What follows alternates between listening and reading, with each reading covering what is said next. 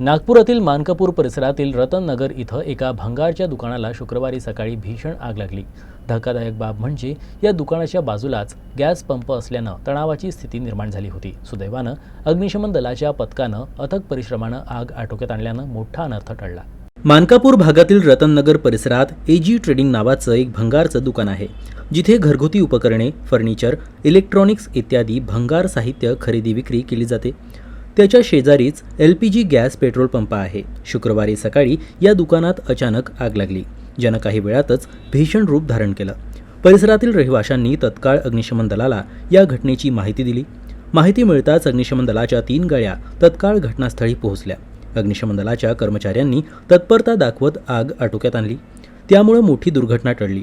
त्यामुळे स्थानिक नागरिकांनी देखील सुटकेचा निश्वास सोडला, कारण जर आग गॅसपर्यंत पोहोचली असती तर मोठा स्फोट होण्याची शक्यता होती, ज्यामुळे मोठी जीवितहानी झाली असती।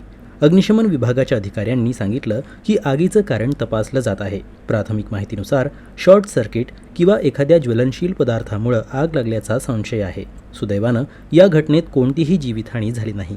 हे जुने जे प्लायबोर्ड, जुने खिडक्या, दरवाजे यांच्या भरपूर मोठ्या प्रमाणात साठा करून ठेवण्यात आलेला आहे व त्याची विक्री तिथनं होत आहे। त्यामध्ये आग लागल्याची सूचना आम्हाला मिळाली होती। त्यानुसार सुगतनगर अग्निशमन केंद्रातील 1 वाहन, सिव्हिल अग्निशमन केंद्रातली 2 वाहन त्यांच्याद्वारे संयुक्तपणे आग विझवण्याचे कार्य सुरू आहे व आग पूर्णपणे विझवण्यात आलेली।